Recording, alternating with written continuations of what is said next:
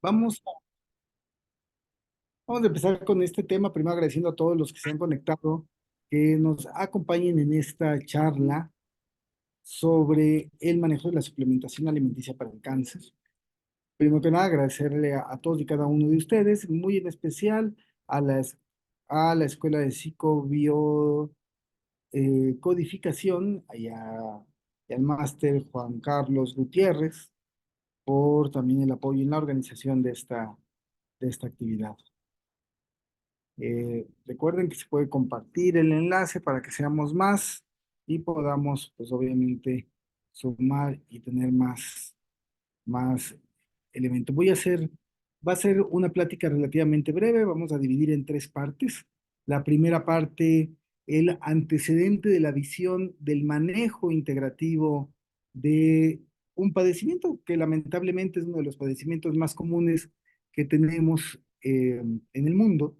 La segunda parte, primero es la visión integrativa del manejo de cáncer. La segunda parte, la suplementación de eh, del manejo para el paciente con cáncer. Y la tercera parte, preguntas y respuestas. Eh, Voy a intentar de inicio darle 10 minutos a cada una de las secciones. Sin embargo, si nos extendemos al doble o al triple de tiempo, pues obviamente es cosa de ustedes y aquí estamos precisamente con ustedes para el tiempo que fuera necesario. Bueno, dicho esto y agradeciendo la presencia de todos, pues vamos a ver lo que eso es, cómo está enmarcado este manejo. También recordarles que esta serie de charlas, como seguiremos haciendo unas charlas de manera continua, están en el marco de la invitación a nuestra actividad el próximo 14, 15, 16, 17 de marzo, para el curso de 4 días sobre manejo integrativo del paciente con cáncer. A ver, vamos entonces a plantear cuál será este manejo. Nosotros hablamos de la existencia de 3 niveles de prioridad. Ojo, aclaro que son 3 niveles de prioridad y para nada 3 niveles de importancia, ya que los 3 niveles son igual de importantes simplemente con una prioridad distinta. Hoy por hoy nos vamos a concentrar en el tercer nivel de prioridad, pero mencionaremos también los anteriores. Entonces, estos primeros minutos, pues vamos entonces a desarrollar la temática de la visión. Los 3 niveles que vamos a trabajar es para el paciente, primero, pues obviamente, independientemente de que tenemos que hacer una historia clínica, clasificar en qué estadio del padecimiento se encuentra nuestro paciente, clasificar las posibles causas etiológicas del mismo, o sea, cuál es la base, si genética, si estilo de vida y cuáles elementos tenemos, o por algún tipo de contaminante o estímulo específico que haya desarrollado el problema, independientemente de la parte diagnóstica, que sería extenso verla, nos vamos a concentrar en esta charla al aspecto terapéutico. Tenemos como parte central del manejo estilo de vida. Y en estilo de vida, alimentación, obviamente manejo de patrones psicopatológicos y también lo que sería movimiento, ¿no? O sea, ciclo de descanso. Estos elementos entrarían en el primer nivel de prioridad, en el primer, la parte central. Y aquí a lo mejor deberíamos concentrarnos en el llamado estilo de vida y en ellos, en cada uno de estos. A ver, la alimentación adecuada nos va a crear el manejo adecuado. Hay una investigación que hiciera en la década de los 90, la doctora Edita Hernández de la Universidad Central de Venezuela, ubicada en Caracas, y la doctora hizo un tratamiento enfocado a pacientes con cáncer, en el cual su protocolo de pacientes voluntarios les llevó 3 años con el manejo de una dieta que ella nombró como dieta regenerativa. Lo interesante es que cerca del 90% de los pacientes que terminaron los 3 años, porque algunos abandonaron la terapia o la dieta, pero los que terminaron la dieta, más del 90% revirtieron los diferentes tipos de cáncer. Y claro que la doctora clasificó en diversos tipos de cáncer por su origen, tal, pero lo interesante es que independientemente del tipo de cáncer, independientemente del estadio en el cual se encontrara, que esto es además sorprendente, se encontró que el 90%, más del 90%, hubo una recuperación del paciente, una reversión del estadio del cáncer. A esto hay que ver cuál es la dieta que recomendó la doctora Edith Hernández en este protocolo de investigación. La dieta de la doctora Hernández fue una dieta que es 80% alcalino reactiva y un 20% ácido reactivo. Para poder entenderlo de manera más fácil, pues hay que explicar qué significan estos conceptos, ¿verdad? De alcalino reactivo y de ácido reactivo. A nivel de alimentación. Entonces, un alimento alcalino reactivo es aquel que tiene reacción alcalina en el organismo y un alimento ácido, como obviamente parecerá, aquel que tiene de reacción ácida al momento de consumir. ¿Qué puede hacer ácido a un alimento? Pues obviamente el grupo amino, por ejemplo, por eso se llaman aminoácidos. En los grupos de amino, pues tienen un alto nivel de hidrógeno y por lo tanto generan acidez. Entonces, lo que va a ser ácido reactivo son elementos como que entre más rico en proteínas, tenga son más ácidos reactivos por la producción del grupo amino. También aquel que sea rico en hidratos de carbono. Y también eh, hidratos de carbono y proteínas. Por ejemplo, si hablamos de las carnes rojas, ¿serán ricas en proteínas? Pues la respuesta es sí, son ricas en proteínas, por lo tanto son ácidos reactivas. Si hablamos de las azúcares serán ricas en hidratos de carbono, por ejemplo, el azúcar blanco. La respuesta es sí, es rica en hidratos de carbono, por lo tanto es ácido reactivo. ¿El azúcar blanco es rica en hidratos de carbono? Pues sí, que ahí tendríamos como estas opciones. Ahora pregunto, ¿la miel de abeja será ácido reactivo o alcalino reactivo? ¿La soya será alcalino reactivo o ácido reactivo?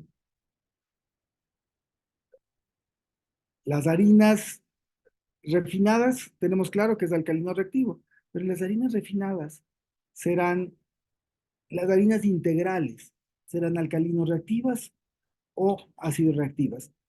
Aquí coméntenos si quieren en el chat o incluso abran su micrófono si alguien quiere comentar, pero sí es una reflexión que quisiera nos apoyaran. ¿Qué es?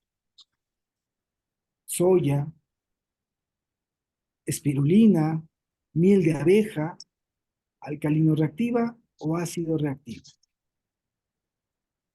¿Qué tendríamos como elemento al respecto? Quien quiera puede abrir el micrófono, adelante. Bueno, creo que abrió Yoyis el micrófono. No sé si quiere comentar algo, adelante. ¿No? En este sentido, simplemente comentar que independientemente que sean de origen natural o no, si tienen hidratos de carbono o proteínas, son ácidos reactivos. Por lo tanto, la soya es ácido reactivo. Por lo tanto, la miel de abeja, por muy orgánica que sea, va a ser ácido reactivo. Y van a manejar cada uno de estos puntos. Entonces, ácido reactivo no es sinónimo de malo. Ácido reactivo no es sinónimo de perjudicial. Ácido reactivo es sinónimo de ácido reactivo. Solamente eso. Por lo tanto, habrá alimentos más saludables que sean ácidos reactivos que otros. Y alcalino reactivo. Perdón, entre los alcalinos reactivos tenemos las frutas por sus procesos enzimáticos y las hortalizas o verduras por la cantidad de minerales que tiene que los hacen alcalinizantes. Voy a poner un ejemplo. A ver, el limón, muy característico, una fruta. ¿El limón es ácido o alcalino?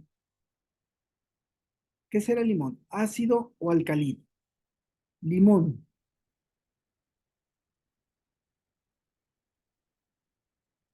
Acerca del comentario de Leticia, las harinas integrales son harinas, aunque son integrales y obviamente eso las hace más saludables, pero al ser harinas son ricas en hidratos de carbono y al ser ricas en hidratos de carbono, aunque sea un alimento saludable, será un alimento ácido reactivo. Por eso las preguntas eran como capciosas. Todo alimento, aunque sea saludable, dígase miel de abeja, dígase harina integral, dígase espirulina. La espirulina es riquísima en proteínas, por lo tanto es ácido reactiva, aunque es uno de los alimentos más saludables del planeta, ¿no? Entonces, simplemente la dieta consiste en 20% de alimentos ácido reactivos. Ahora, en el caso de las hortalizas, y preguntábamos del limón. ¿El limón es ácido o alcalino? Ya sea en el chat o abriendo el micrófono, pero ¿el limón qué será? ¿El limón será un alimento ácido o el limón será un alimento alcalino?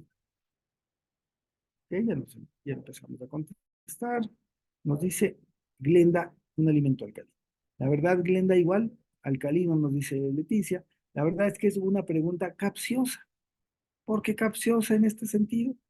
Pues porque obviamente el limón todos lo hemos probado y sabemos que tiene un sabor ácido y si le medimos el pH al limón, vamos a encontrar que es ácido. El limón es un alimento ácido.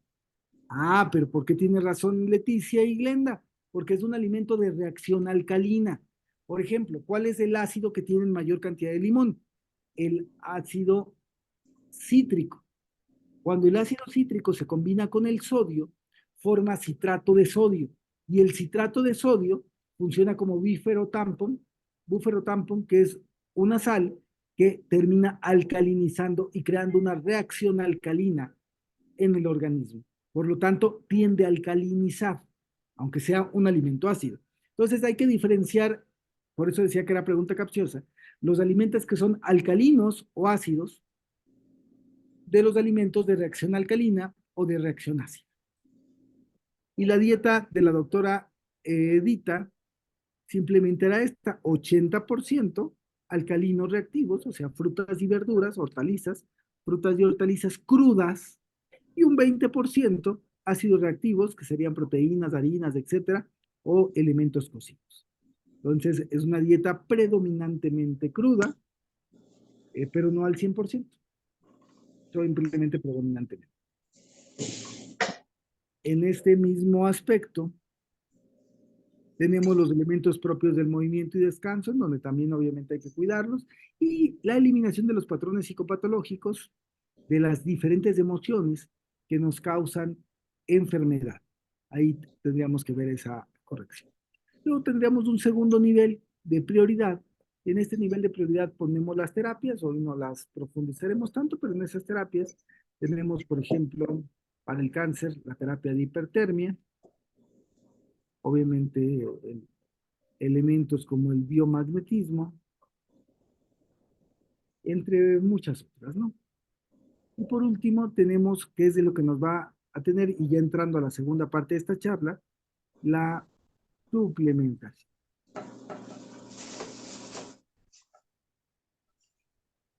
Y en la suplementación, pros y contras. A ver, yo escuchaba hace no mucho, de hecho lo escuchamos de manera constante, en el sentido de que hoy la gente que consume suplementos alimenticios que te van a ayudar a que si eres un paciente que tiene cáncer y está sometido a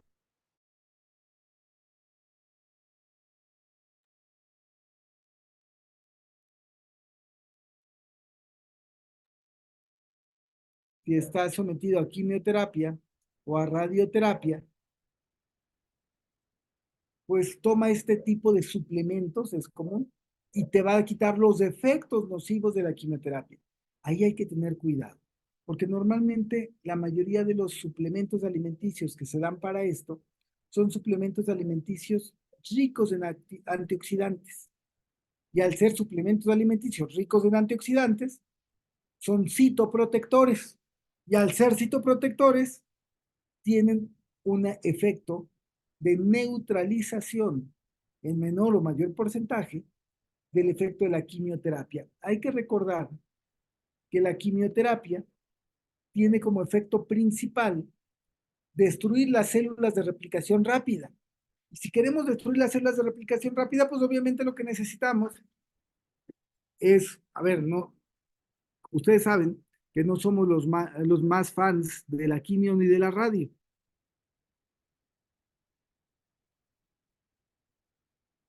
La sal, Leticia, no es ácida. La sal tiende a ser neutra, pero en general es alcalinizante. Estábamos entonces en la parte de los alimentos. Si yo le pongo un citoprotector y un antioxidante como suplemento, le estoy protegiendo las células para que el efecto de la quimio no haga. Ojo, está neutralizando el efecto de la quimio, el bueno y el malo. A ver, si le vamos a dar quimio es para destruir las células, porque las células más lábiles a los venenos de la quimioterapia o a la radiación son las células de replicación rápida. Cuando damos una alta cantidad de antioxidantes, estamos protegiendo la célula. Y al proteger la célula, protegemos la célula normal, sana, pero también la de replicación rápida. Sí, claro, no se le cae el pelo, sí, claro, no se desgasta, pero tampoco estamos atacando de manera importante el tumor o el cáncer. Por eso, un oncólogo, de manera general, va a recomendar suspender suplementación alimenticia y sobre todo antioxidantes, porque sabe que eso protegería la célula y no quiere proteger a la célula, quiere destruir la célula. Si vamos a quitarle el efecto, pues mejor quitemos la quimio, pues ¿para qué le doy quimio y le doy otra sustancia para neutralizar el efecto de la quimio? Mejor no le doy quimio, pues, y doy tratamiento, suplementación desde un enfoque diferente. Aquí sí hago esta reflexión porque es uno de los errores principales. A veces se cree que los antioxidantes quitan el efecto de la quimio, el efecto nocivo. Y sí, pero al quitar el efecto nocivo, quita también el efecto terapéutico de la quimioterapia que está buscando el oncólogo. Hoy día, por eso, cuando se habla de este enfoque como oncología integrativa, pues es un enfoque obviamente para solucionar una visión y poderlo ver en conjunto para estos aspectos. Bueno, ahora, visto desde un elemento fuera, tenemos que utilizar entre suplementos principalmente antioxidantes. El ideal sería glutatión o cualquier precursor del mismo. Actualmente ya hay diferentes moléculas de antioxidantes, las que preferiríamos que se dieran, sobre todo por el nivel de absorción, serían las que son actualmente liofilizados con nanotecnología. Un liofilizado con nanotecnología tenderá a absorberse más. La otra sustancia que es indispensable que se le dé al paciente es glicina. Independientemente que la glicina es un precursor del glutatión, la glicina como tal también al momento de procesarse y metabolizarse forma grupos metilo. Y dentro de los conceptos de lo que serían los grupos metilo, tenemos que estos grupos protegen, por decirlo de alguna manera, la capa epigenética del ADN. Esta capa epigenética, al protegerse, hace que la expresión genética sea hacia una expresión de salud, independientemente que en los genes haya otra cosa.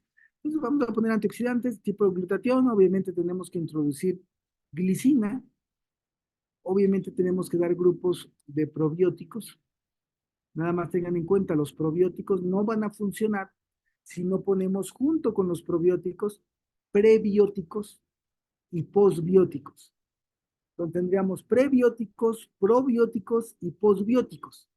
De alguna manera, para poder cerrar el ciclo, tenemos que tener una suplementación que al menos permee las tres cosas: prebióticos, probióticos y posbióticos, que sería un elemento que deberíamos estar consumiendo en el paciente. Obviamente, por muchas razones, entre ellos de tiempo y tal, estamos siendo muy puntuales y bueno, se podría profundizar muchísimo más en cada una de estas temáticas, ¿no? Otro elemento que será bueno ponerlo es para mejorar la función mitocondrial.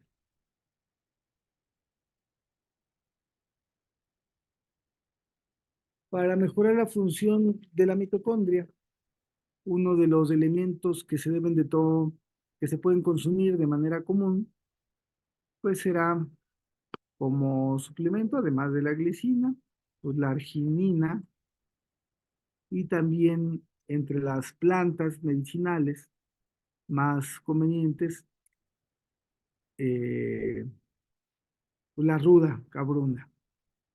Son elementos propiamente que nos pueden ayudar. Hay que recordar que de esta planta de la ruda, que es una planta muy común en México, acuérdate que dice una máxima de la herbolaria, que la planta que se da en la localidad es una planta que es para las enfermedades de la región.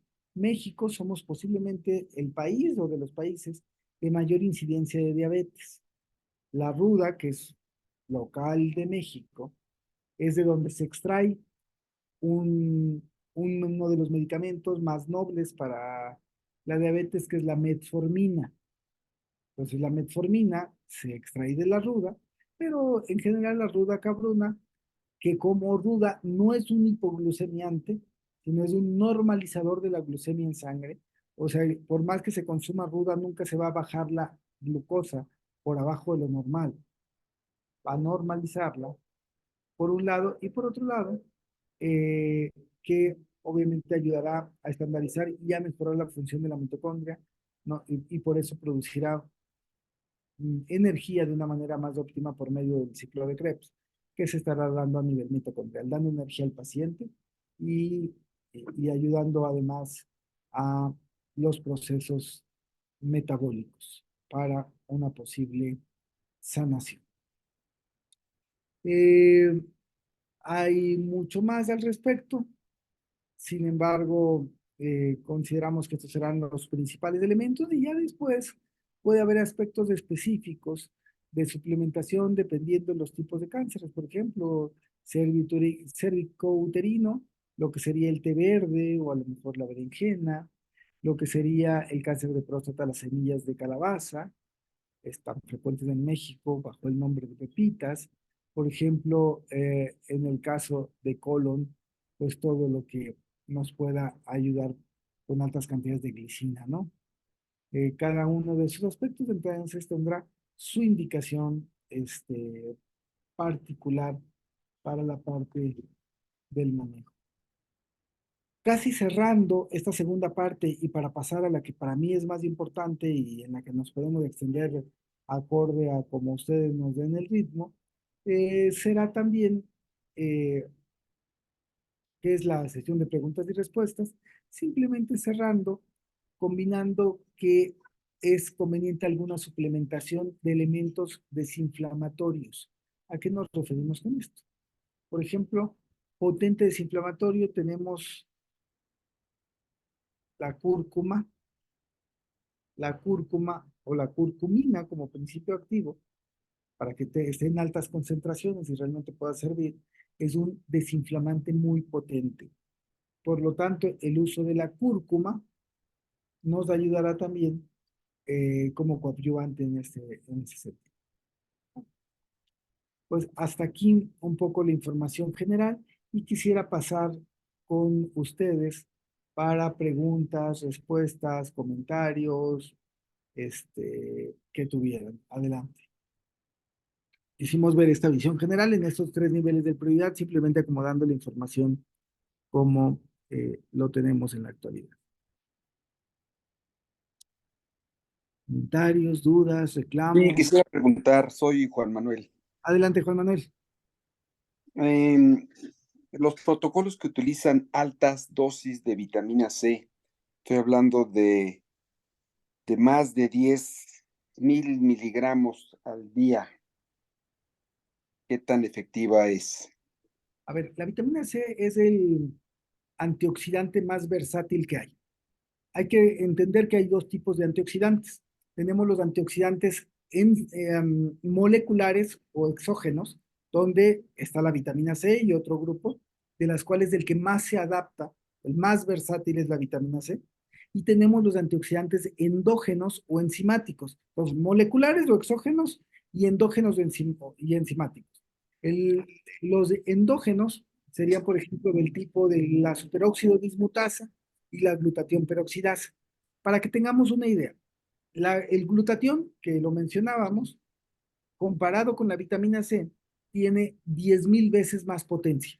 O sea, no es el doble, no es el triple, es 10.000 veces más. Por eso es que preferimos protocolos en base a glutatión. Sin embargo, la vitamina C no es que sea mala, al contrario, muy buena, pero para poder llegar a las dosificaciones necesarias, hay solamente dos opciones para poderlo tener, o hacerla por infusión, o sea, en un suero, para poder tener los niveles de vitamina C que se requieren, o utilizar ya las vitaminas C que se utilizan por medio de nanotecnología. Y sí estamos hablando de protocolos de 5, 10 y hasta 50 miligramos en suero, o bien dosis que pueden ser de 600 miligramos en nanotecnología vía oral, ya que esto permite también la difusión a nivel de la entrada celular. Entonces ya no sería el ir y tomar como suplemento la pasita de vitamina C, es para que tenga un efecto para el paciente con CA, o lo ocupamos por medio de sueroterapia, o lo ocupamos en vitamina C basada en nanotecnología, o sea, hecha nanotecnología con la tecnología adecuada para que se pueda absorber y no necesitemos las altísimas dosis y podamos tener un efecto. Sin embargo, si tenemos la opción del glutatión, sería mejor, pero bueno, la vitamina C como versátil, nada más con esas dos consideraciones, Fernando. Ahora, perdón, hablando del glutatión, eh, tomado se destruye por el sistema digestivo. ¿Siempre es recomendable más en suero o inyectado intramuscular? Definitivamente la única forma de tener glutatión de manera directa es en suero o inyectado intramuscular o incluso subcutáneo. Sin Subcut- embargo, cuando se van a consumir glutatión, por eso es que no se consume glutatión, se tendrían que consumir precursores del glutatión. Entonces, lo que sería vía oral serían precursores. Ahí tenemos una limitante. Si vamos a tomar precursores de glutatión, hay una dosis máxima en que puedes producir glutatión, que es la capacidad máxima celular. En el momento en el cual tú lo pones vía suero o inyectado, pues obviamente superas la dosis máxima de producción, aunque no tengas precursores, porque pones directo el glutatión, aunque es de absorción rápida, pero logras picos de impregnación. ¿Qué significa? Si lo ocupáramos, yo preferiría poner inicialmente en suero o inyectado, aunque para mantenimiento pueda estar la ingesta de precursores. Siempre, recordemos que es un tripéptido y que los precursores nos ayudarán a que se esté formando de manera común, pero al principio sí, para impregnar, recomendamos en suero o intramuscular, Ahora, inyectado. por último, hablando también del glutatión, estamos hablando inyectado de 1 o 2 gramos o de hasta cuánto se puede utilizar O 1 o 2 gramos es más que suficiente, más que suficiente. al día. Sí, al día, y repito, nosotros la forma en que lo recomendamos es o uno a la semana o 3 seguidos como dosis de impregnación y luego, dependiendo del caso, ya este sería un caso más severo, 3 seguidos como dosis de impregnación y luego continuar con vía oral. Nosotros le apostamos mucho a las vías orales por la comodidad del paciente, porque los tratamientos para muchos tipos de cáncer son tratamientos prolongados y el mismo costo y manejo. Pero entonces en las vías orales le apostamos, aunque usamos mucho la soloterapia al inicio, siempre intentar que las sustancias o los nutrientes o los suplementos que puedan ir con tecnología, con nanotecnología, puedan ser mejor porque los niveles de absorción son mayores a largo plazo y el costo-beneficio con los sueros pues es mayor y es rápido, ¿no? Entonces simplemente es algún aspecto que habría que tener a consideración. Bien, gracias. Gracias a ti, Juan Manuel, por las preguntas. Ok, seguimos en esta parte, sesión de preguntas y respuestas. Otra pregunta, por ahí escuché alguna vez que bueno, un doctor daba o podía inyectar sueroterapia de oligoelementos que en contra del cáncer, y otro doctor de medicina germánica aquí en la Ciudad de México tiene como diferentes sueros y va empezando así como vitamina C, vitaminas y minerales, y luego así viene oligoelementos y bueno, una serie de sueros. ¿Con esos servirían contra el cáncer? Gracias. A ver, Isabel, sí, mira, em, la parte de la soroterapia, este, como nos, como yo propongo, hay protocolos. Sin embargo, yo propongo que se haga una historia clínica más profunda del paciente. Son maravillosos. De elemento, manejamos oligoelementos, manejamos antioxidantes, manejamos diversas áreas, pero hacer la historia clínica del paciente y buscar cuál es lo que realmente le va a ayudar mejor y lo que realmente va a tenerlo, ir individualizando de tal forma, Isabel, que más que ocupar el oligoelementos, que la verdad es que así viene, compras oligoelementos y ponerle a todos porque sabes que les va a ayudar, sería más provechoso hacerle una buena historia clínica, saber qué requerimientos necesita y poderle hacer como un traje a la medida, por decirlo así, ¿no? Sería un poco el consejo. O sea, sí, soroterapia maravillosa, pero entre más individualizada, mejor, que es parte de lo que se ve en los elementos y en las formaciones como esta que habrá el 14, 15, 16 y 17 de marzo en el manejo de esto. Doctor Jesús, adelante. Doctor Hidalgo, quisiera si se puede hacer un comentario al respecto de los productos que han salido al mercado, como son esos de glutatión, pero creo que es una empresa, no sé si es en Estados Unidos o en México, pero lo promueve mucho como un nivel de mercadeo. ¿Se ¿Qué sabe acuerda, usted? ¿Se acuerda del nombre del producto, doctor? No recuerdo Inmunocal, creo que se llama uno de los productos Claro, que claro. produce esta compañía, pero, o sea, por el hecho de que usted mencionó acerca de glutatión y el otro compañero hablaba de la pobre absorción gástrica, ¿verdad? Y que era más recomendable parenteral, pero entonces, ¿podría usted ampliar un poquito eso, por favor? A ver, el Inmunocal, digo, ya dijimos marcas, vamos a pedirle comisión a la marca por el comercial. Pero bueno, esta marca que menciona realmente no es glutatión, no es glutatión. Son Mm, precursores de glutatión, es suero de leche.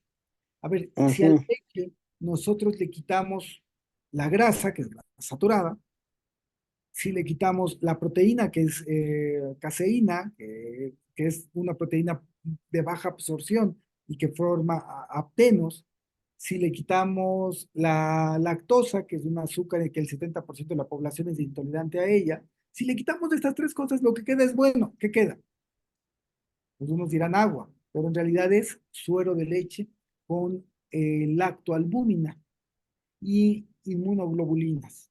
Entonces, lo que queda del suero de leche, cuando le quitamos grasa, azúcar y proteína, es bueno y de alto valor nutricional, que es el suero de leche.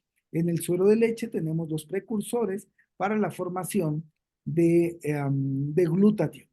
Entonces, realmente, independientemente de la marca que le pongamos, el suero de leche va a ser una fuente muy rica, las proteínas lácteas de suero de leche, no las proteínas lácteas de la caseína, sino las proteínas del suero de leche, son de alto nivel biológico. Ya, aquí lo que tendría que comentar es, si bien habrá marcas que busquen un nivel altísimo de eficacia, de excelencia y de calidad, también es cierto que el suero de leche en general tiene esos ingredientes y si lo conseguimos de cualquier área tendrá ciertos elementos precursores del glutatión. Así que no es glutatión, sino son precursores del mismo los que se están consumiendo, ¿no? Entonces sí es una opción, repito, esa marca o cualquier marca, ¿no? Que tuviéramos. gracias. hay una monografía precisamente de glutatión enfocado a esas proteínas lácteas, eh, que hace unos años escribió uno de los médicos que están con nosotros en la clínica, que es el doctor Germán Montaño. Déjenme consultar, invitarlo también a alguna charla. eh, pues él es uno de las personas que llevan muchos años utilizando ese tipo de herramientas y tiene experiencia clínica al respecto, ¿no? Gracias, doctor. Gracias a ustedes.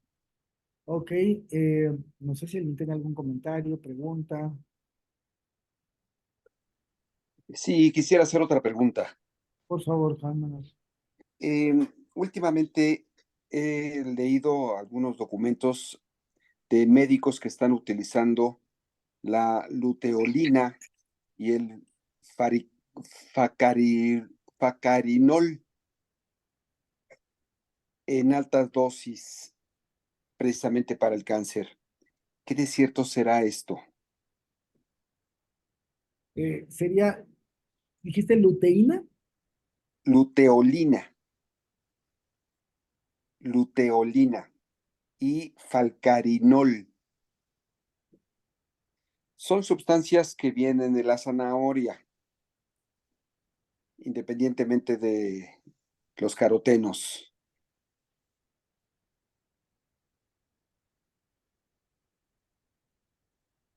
A ver, realmente no tengo muchas referencias de evidencia que haya con estas sustancias. Sí sabemos que todo el uso de los carotenos tienen principalmente una visión en eh, en el manejo de antioxidante de la parte del cáncer.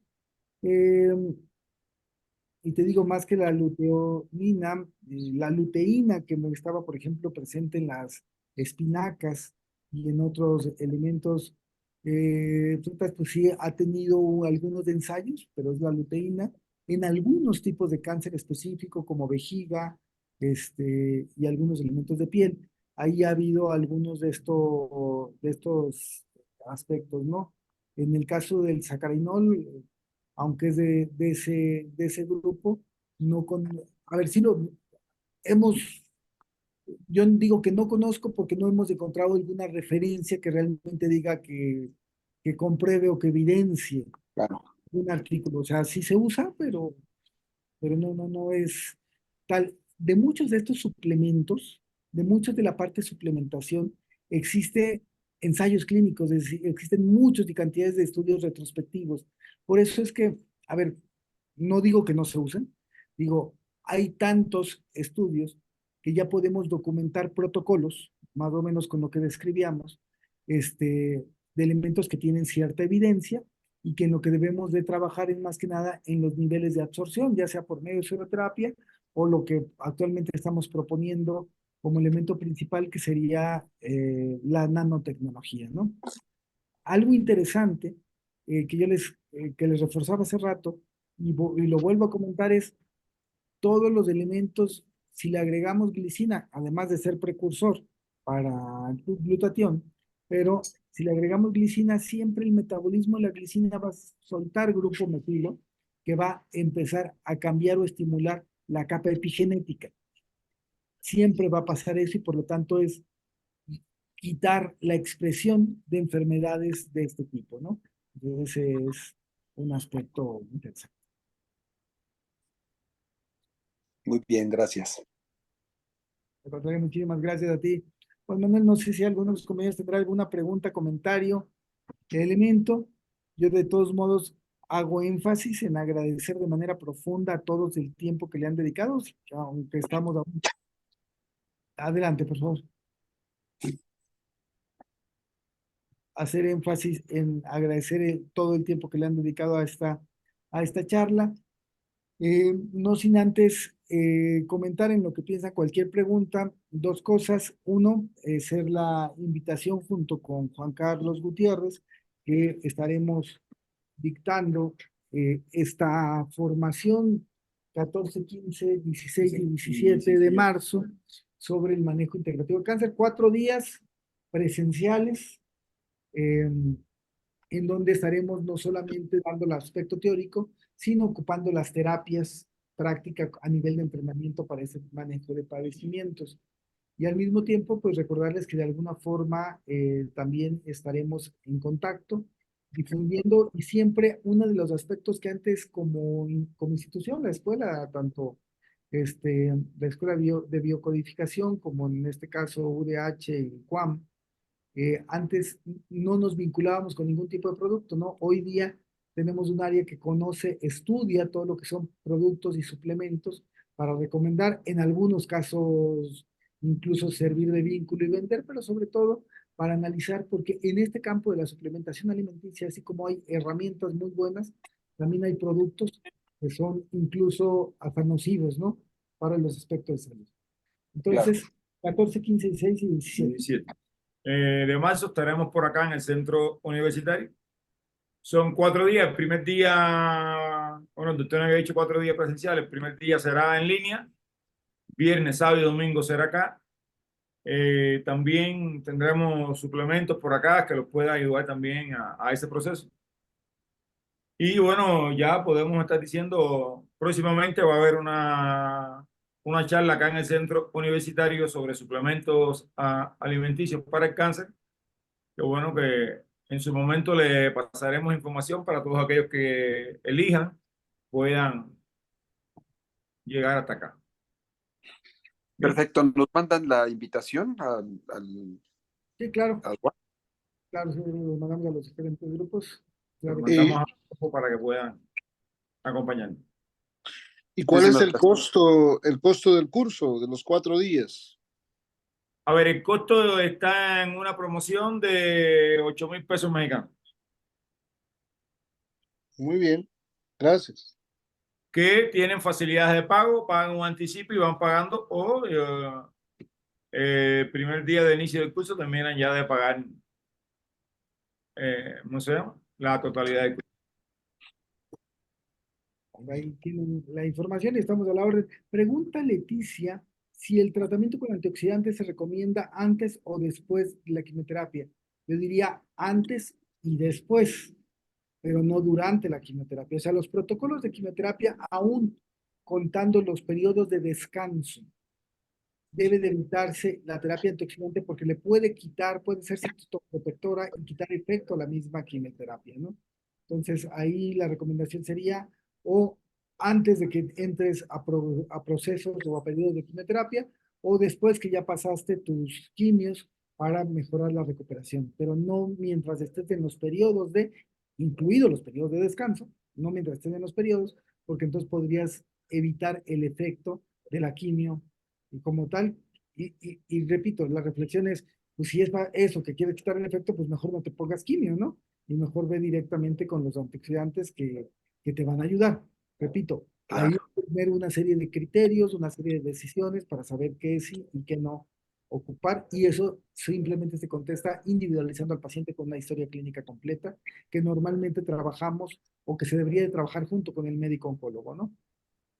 Pues bueno, eso es elementos, preguntas, comentarios. De nada, Leticia. Y bueno, pues muchísimas gracias a todos. Fue, aunque cortita, no llegamos a la hora en esta charla, pero y con todo el cariño y pues esperemos seguirnos viendo. Algunos nos veremos 14, 15, 16 y 17 y los que no seguimos viendo de las diferentes actividades. Muchísimas gracias. Bendiciones. Gracias. Gracias a Gracias a ustedes. ustedes. Que tengan una feliz tarde. Excelente fin de semana, lo poquito que queda todavía. Gracias.